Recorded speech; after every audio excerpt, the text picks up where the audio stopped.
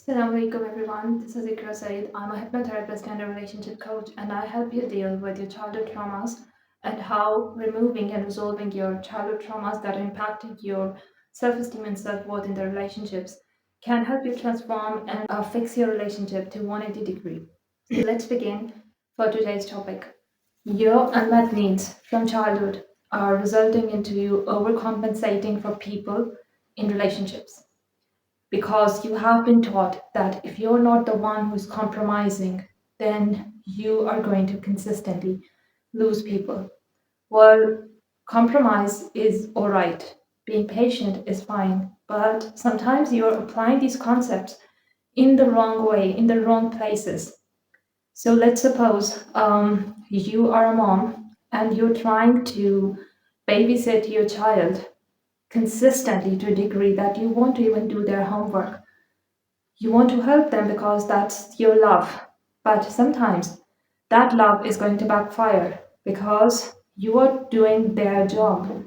And that's why they are limiting their mental capacity to learn how can they actually do their own homework. And similarly, when you are in your relationships, when you're overcompensating for people, or when you're thinking that if you're not the one to run the relationship, they're going to forget you. So you feel this need to consistently remind them of your presence or remind them of the fact that you deserve love by you over investing love and efforts. Initially, this works, but over time, you are the one who is consistently providing and the other one who are consistently receiving. So it becomes an unbalanced relationship. And the side effects of this unbalanced relationship is that they start to shut down their senses, they start to shut down their potential of trying to reciprocate because they know that you don't require any investment. So, what you need to do here is learn to recline back. It's easier said than done because you are used to this pattern, and maybe as a child, you were the one who was the most responsible one. So maybe you were the eldest sibling, and you were given the responsibility of taking care of the younger ones. Or maybe you have always been the nicest and obedient girl of the parents, and that's why you have been the one to keep the peace. So you are disconnected from your needs, your boundaries, and what is it that you need in the relationships to keep flowing because you are accustomed to the pattern of giving.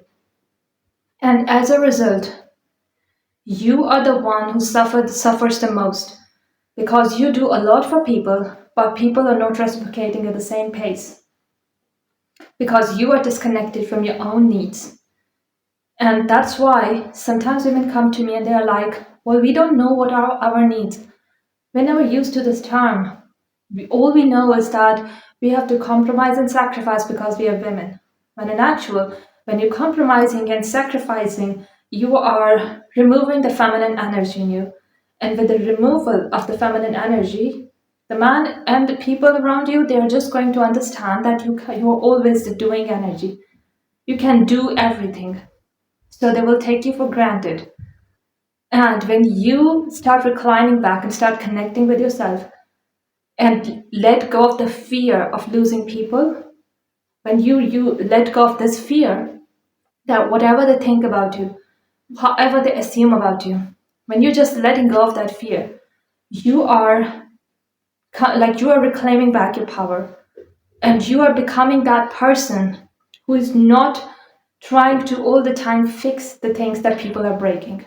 Now you're shifting the responsibility to people. And as a result, people are getting a chance to reflect over their actions.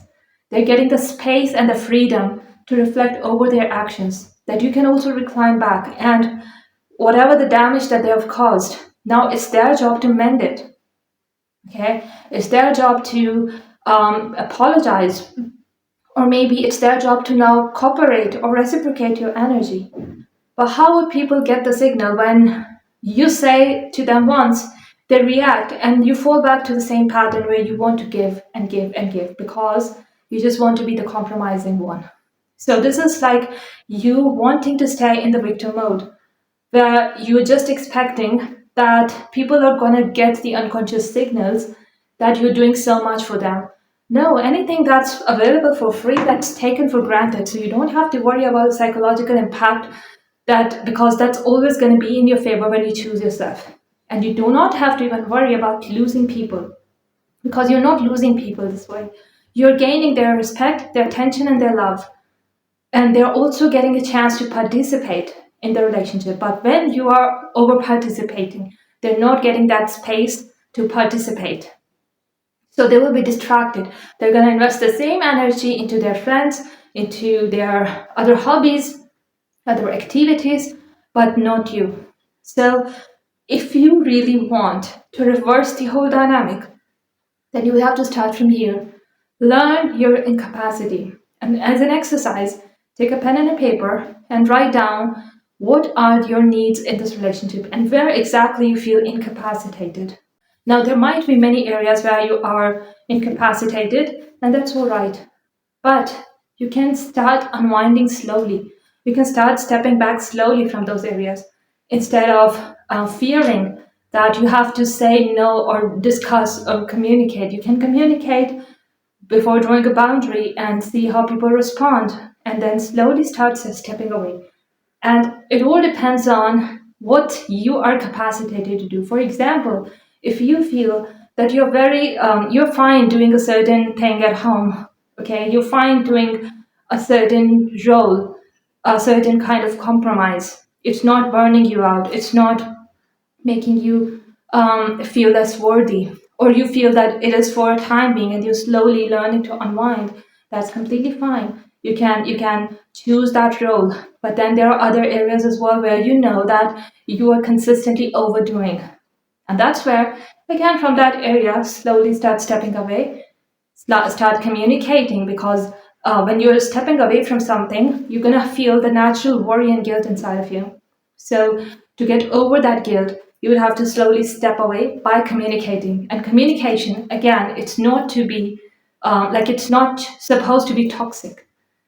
This communication pattern has to be very gentle, very calm, very clear, without blaming them for your emotions. Because till this point, you, like, if they are being irresponsible with regards to you, you have also been irresponsible with regards to how you see yourself and how you see your worth. Because maybe what happened to you as a child was not your fault, but now what's happening to you, it's your responsibility to heal. And as long as you're not taking that responsibility, you are coming at fault. So that's how you would need to resolve your inner conflicts and the fears that are from childhood, the beliefs that are from childhood that you're not able to let go of. Because anytime you're in that emotional situation, you start submitting.